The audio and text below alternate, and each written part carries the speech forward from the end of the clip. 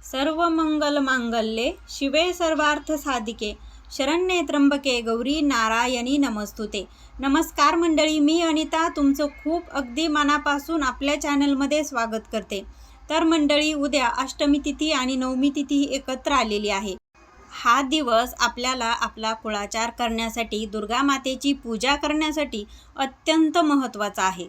पहा, ज्यांना या नवरात्रीच्या 9 दिवसांमध्ये अजिबात सेवा करता आली नाही, म्हणजे काही कारणास्तव जर तुम्हाला मासिक धर्म आलेला असेल म्हणून तुमच्याकडनं सेवा घडली नाही, किंवा तुम्ही जॉबला जाता त्यामुळे तुम्हाला वेळ मिळाला नाही की आपण दुर्गा सप्तशतीचा एक पण पाठ करू शकलो नाही, किंवा कुंजिका स्तोत्रसुद्धा आपण एकसुद्धा आपला पाठ झाला नाही, तर बघा, हा तुम्हाला उद्याचा अतिशय असा महत्त्वाचा दिवस आहे। तेव्हा आजच्या व्हिडिओमध्ये आपण उद्या अष्टमी आणि नवमी तिथीला आपण काय सेवा करू शकतो आणि कशा पद्धतीने आपण कुळाचार करू शकतो, तसेच आपण उपायसुद्धा पाहणार आहोत। तेव्हा मंडळी, व्हिडिओ संपूर्ण पहा। तुमचे काही प्रश्न असतील तर ते मला कमेंटद्वारे नक्की विचारा, मी त्याचे नक्कीच उत्तर देण्याचा प्रयत्न करेन। आणि व्हिडिओ आवडल्यास व्हिडिओला लाईक करा। चॅनलला तुम्ही अजूनपर्यंत सबस्क्राईब केलं नसेल तर पटकन सबस्क्राईब करा। आपल्या चॅनलवरती असे व्रतवैकल्यांच्या माहितींचे व्हिडिओ येत असतात, तेव्हा तुम्हाला सर्वात आधी तो व्हिडिओ पाहायला मिळेल। त्यामुळे तुम्ही चॅनलला नक्की सबस्क्राईब करून ठेवा आणि व्हिडिओ पाहत असताना कमेंटमध्ये जय माता दी लिहायला विसरू नका। चला तर मंडळी, लगेचच व्हिडिओला सुरुवात करते। तर मंडळी, तुम्हाला जर असं वाटत असेल ना की आपल्याला नवरात्रीचं संपूर्ण फळ मिळावं, तर बघा, तुम्ही अष्टमी आणि नवमीला तुम्हाला या सेवा अजिबात चुकवायच्या नाही। तर मंडळी, त्यातली सगळ्यात पहिली सेवा म्हणजे बघा, ज्यांच्याकडून नवरात्रीमध्ये संपूर्ण नवरात्रीमध्ये एकसुद्धा दुर्गा सप्तशतीचा जर तुमच्याकडनं पाठ झालेला नाही, तर तुम्ही उद्या आवर्जून एक तरी पाठ नक्की करा। पहा, ज्यांनी काही पाठ केलेले आहेत आणि संकल्प घेतला होता की 14 पाठ करायचे, किंवा तुम्हाला जो काही तुम्ही संकल्प घेतला आणि तितके जर तुमचे पाठ झाले नाही, तर बघा, तुम्हाला हे पाठ असे चालू ठेवून तुमच्या संकल्पाचे पाठ हे तुम्हाला पूर्ण करायचे आहेत। बघा, ज्या दिवशी तुम्ही संकल्प घेतलेला असतो ना, तर तुम्ही बांधील असता ती सेवा करण्यासाठी, तर तुम्हाला ही सेवा अजिबात चुकवायची नाही। जर तुम्ही संकल्प घेतलेला असेल तर तुम्ही जितक्या पाठांचा तुम्ही संकल्प घेतलेला असेल तितके तुम्हाला दुर्गा सप्तशतीचे तुम्हाला पाठ हे पूर्ण करायचे आहेत, आणि ते तुम्ही कोजागिरी पौर्णिमेपर्यंत पूर्ण करू शकता। तर बघा, आता ज्यांच्याकडून एकही पाठ झालेला नाही, अशांनी उद्या एक तरी पाठ तुम्ही नक्की करायचा आहे।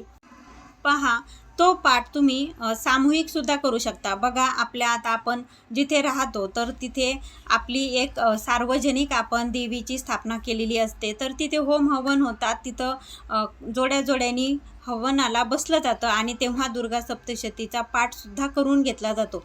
तर बघा, अशा वेळेस तुम्ही मंदिरात जाऊन जरी तुम्ही पाठ केला सामूहिक तरीसुद्धा चालतं, किंवा तुमच्या जर कॉलनीमध्ये जिथे दुर्गा सप्तशतीचे पाठ होतात तर तिथे तुम्ही सामूहिक जाऊन जरी पाठ केला तरीसुद्धा चालतं, किंवा तुम्ही घरात बसून तुमच्या एकट्याने जरी तुम्ही एक पाठ केला तरीसुद्धा चालेल। मात्र उद्या दुर्गा मातेची ही सेवा अजिबात चुकवू नका। ज्यांना शक्य होईल त्यांनी अगदी सर्वांनीच दुर्गा सप्तशतीचा एक तरी पाठ नक्की करा, म्हणजेच आपल्याला या नवरात्रीच्या व्रताचं संपूर्ण फळ मिळेल। ज्यांनी 9 दिवसाचे उपवास केलेले आहेत, बघा, अशांनी एक तरी पाठ हा दुर्गा सप्तशतीचा नक्की करायचा आहे। बघा, ज्यांना मासिक धर्म आलेला आहे किंवा विटाळ आहे, सुतक आहे, अशांनी पाठ करायचा नाही।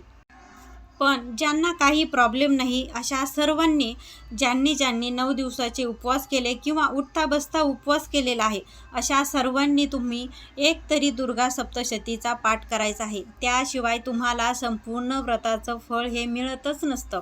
तर बघा, तुम्ही भले सामूहिक करा किंवा तुम्ही घरात बसून एकट्यांनी हा पाठ करा, परंतु ह्या 2 दिवसामध्ये तुम्हाला, म्हणजे अष्टमी तिथी ही उद्या आहे आणि नवमी दसऱ्याच्या दिवशीसुद्धा नवमी तिथी ही 11 वाजेपर्यंत आहे, त्यामुळे तुम्ही जेव्हा तुम्हाला या 2 दिवसात वेळ मिळेल तेव्हा तुम्ही एक तरी दुर्गा सप्तशतीचा पाठ हा पूर्ण करायचा आहे। पहा, दुर्गा सप्तशतीच्या ग्रंथामध्ये इतकी ताकद आहे ना. बघा, तुम्हाला कसल्याही प्रकारचं दुःख असेल तर ते दुःखाचं निवारण होईल.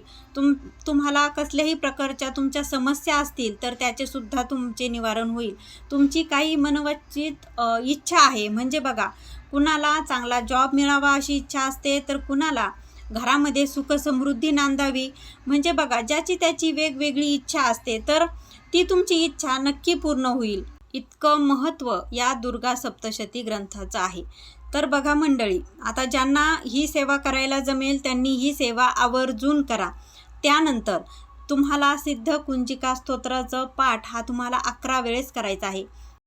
ज्यांना सिद्ध कुंजिका स्तोत्र हे 11 वेळेस पठण करणं शक्य होणार नाही, त्यांनी 1 वेळेस करा, 3 वेळेस करा, असं तुम्हाला विषम संख्यामध्ये तुम्हाला हा पाठ करायचा आहे. किंवा तुम्ही 11 वेळेससुद्धा करू शकता. आणि तुम्हाला शक्य झालं नाही तर 1 वेळेस, 3 वेळेस, 5 वेळेस असं तुम्हाला विषम संख्यामध्ये तुम्हाला हा पाठ करायचा असतो. बघा, या सेवा तुम्हाला एकतर दुर्गा सप्तशतीचा पाठ करायचा आहे, त्यानंतर तुम्हाला सिद्ध कुंजिका स्तोत्रसुद्धा तुम्हाला म्हणायचं आहे. तर बघा, या सेवा जर कुणाला मासिक धर्म आहे त्यामुळे करता येत नाही, विटाळ आहे म्हणून तुम्हाला या सेवा करता येत नाही, तर अशा सर्वांनी या सेवा ऐकल्या तरीसुद्धा चालतं. म्हणजे तुम्ही यूट्यूबला दुर्गा सप्तशतीचा पाठसुद्धा लावून ऐकू शकता आणि सिद्ध कुंजिका स्तोत्रसुद्धा तुम्ही यूट्यूबला ऐकलं तरीसुद्धा चालतं. तुम्हाला या सेवेचं फळ तुम्हाला तितकंच मिळणार आहे. तेव्हा बघा, कोणती पण गोष्ट जर तुम्ही मनापासून करणार आहात तर अशा वेळेस तुम्ही फक्त श्रवण जरी केलं तरीसुद्धा याचं फळ तुम्हाला निश्चितच मिळेल. तर मंडळी बघा, आता मी तुम्हाला या 2 सेवा सांगितल्या आहे. एक तर दुर्गा सप्तशतीचा पाठ करायचा आहे, त्यानंतर तुम्हाला सिद्ध कुंजिका स्तोत्राचा सुद्धा तुम्हाला पाठ करायचा आहे. त्यानंतर जर तुम्हाला शक्य झालं तर तुम्ही महिषासूर मर्दिनीचा स्तोत्रसुद्धा तो एक पाठ तुम्ही निश्चितच करा. त्यानंतर बघा, तुमची कुलदेवी कोणतीही असू द्या तरी पण तुम्हाला 99 मंत्राची 1 माळ करायची. बघा, 108 मण्यांची 1 माळ ही तुम्हाला 99 मंत्राची करायची आहे. म्हणजे तुम्हाला तुमच्याकडून ही तुमच्या कुलदेवीची सेवा घडेल. त्यामुळे तुम्हाला 99 मंत्र हा 108 वेळा म्हणजे 1 माळ तुम्हाला 99 मंत्राचं तुम्हाला पठण करायचं आहे. बघा, त्यानंतर तुम्हाला एक उपायसुद्धा करायचा आहे. तर बघा, दुर्गा मातेला तुम्हाला तुम्ही हे नवीन ऐकत नाही, तर तुम्हाला हे माहिती आहे की दुर्गा मातेला लवंग किती प्रिय आहे. तर बघा, आपल्याला उद्या लवंगाची माळ ही देवीला अर्पण करायची आहे. म्हणजे नवमीला आपल्याला ही माळ अर्पण करायची आहे. तर उद्या अष्टमी आणि नवमी एकत्र आल्यामुळे आपण काय करायचं आहे, तर उद्या तुम्ही संध्याकाळी जरी लवंगाची माळ देवीला अर्पण केली तरीसुद्धा चालेल. जर तुमच्या घरामध्ये घट बसवलेला असेल तरीसुद्धा तुम्ही माळ घालायची. आणि तुमच्याकडे जर घट स्थापना झालेली नाही तरीसुद्धा तुम्ही ही देवीला माळ अर्पण करायची. तर बघा, तुमच्या घरामध्ये कुलदेवीचा फोटो असेल, टाक असेल, तरीसुद्धा तुम्ही त्या फोटोला किंवा देवीच्या कोणत्याही रूपाची तुमच्याकडे प्रतिमा असेल, फोटो असेल किंवा मूर्ती असेल, टाक असेल, तरीसुद्धा तुम्ही ही लवंगाची माळ ही देवीला अर्पण करायची आहे. तर बघा, माळ आपल्याला कशी तयार करायची, तर आपल्याला 11 लवंगाची माळ तयार करायची आहे. तर ह्या लवंगा निवडताना आपल्याला त्या फूल असलेल्या लवंगा घ्यायच्या आहेत. ही लवंग कुठेही तुटलेली नसावी, म्हणजे फूल नसलेली लवंगसुद्धा आपल्याला माळ घालायलाही चालणार नाही. जशी आपण घटाला माळ तयार करतो अगदी तशी तुम्ही कलावा घ्या आणि त्या लवंगाला गाठी मारून तुम्ही 11 लवंगाची माळ तयार करा आणि ती तुम्हाला घटाला घालायची आहे. आणि जर तुम्ही घट बसवलेला नसेल तर तुम्हाला इतर तुमच्या घरामध्ये जो कोणत्या पण देवीचा जर फोटो असेल तर त्या फोटोला तुम्ही ती माळ अर्पण करा. आणि ती माळ जी घातलेली आहे ना, तर ती तुम्हाला जेव्हा तुम्ही घटाचं विसर्जन करता त्यावेळेस आपल्याला त्या लवंगाच्या माळीचं सुद्धा आपल्याला घटाबरोबर त्याचं सुद्धा आपल्याला विसर्जन करायचं आहे. त्यानंतर बघा, सगळ्यात महत्त्वाची सेवा म्हणजे आपल्याला उद्या आपल्या कुलदेवीचा टाक असेल किंवा फोटो असेल तर त्यावर आपल्याला कुंकुमार्चन करायचं आहे. किंवा तुमच्याकडे जर श्रीयंत्र असेल तर उद्या न चुकता तुम्हाला श्रीयंत्रावर तुम्हाला कुंकुमार्चन करायचं आहे. बघा, ही सेवा अजिबात चुकवू नका. ज्यांना शक्य होईल त्यांनी ह्या सर्व सेवा करण्याचा नक्की प्रयत्न करा. पहा, त्यानंतर आपल्याला देवीच्या फोटोला किंवा तुम्ही जिथं तुमची घट बसवलेला आहे आणि जिथं तुम्ही तुमच्या देवीचा टाकसुद्धा पानावरती तिथे मांडणी केलेली आहे, तर तिथे तुम्हाला देवीला लवंग अर्पण करायचे आहेत.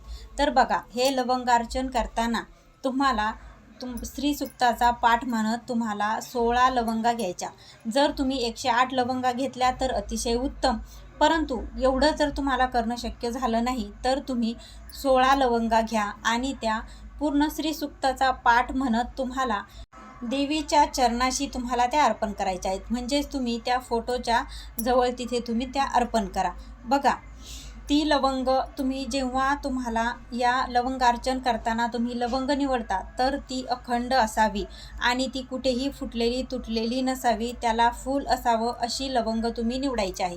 आणि लवंगार्चन करताना फुलाचा भाग तुम्ही आपल्याकडे घ्या आणि देठाचा भाग तुम्हाला आई भगवती म्हणजे दुर्गा मातेकडे तुम्हाला तो करायचा आहे. तर अशा प्रकारे तुम्हाला लवंगार्चन हे करायचं आहे. बघा, तुम्ही एक जर श्री सुक्ताचा संपूर्ण पाठ म्हटलात तर तुम्हाला संपूर्ण पाठ होईपर्यंत तुम्हाला 16 लवंगा लागतील. तर तुम्ही काय करायचं आहे, ओवी संपली की फक्त नमो नमः म्हणत एक एक लवंगही अर्पण करायचे आहेत. त्यामुळे तुम्ही श्रीसुक्ताचा पाठ करत ह्या 16 लवंगा देवीला अर्पण करा. बघा, त्यानंतर तुम्हाला ज्या तुम्ही लवंगा देवीला अर्पण केलेल्या आहेत तर त्या तुम्हाला अशा प्रसाद म्हणून एक एक लवंगही खायचे आहेत किंवा तुम्ही सुद्धा स्वतः खा. सासू सासरे म्हणजे घरातील फक्त आपल्या घरातीलच व्यक्तींना तो प्रसाद म्हणून तुम्हाला खायचा आहे. बघा, तुम्ही ह्या लवंगा भाजीमध्ये घालायच्या नाही. ह्या लवंगा तुम्ही प्रसाद म्हणून एक एक अशी तुम्ही कधी पण खाऊ शकता किंवा तुम्ही याचा काढा करण्यासाठी सुद्धा त्याचा उपयोग करू शकता.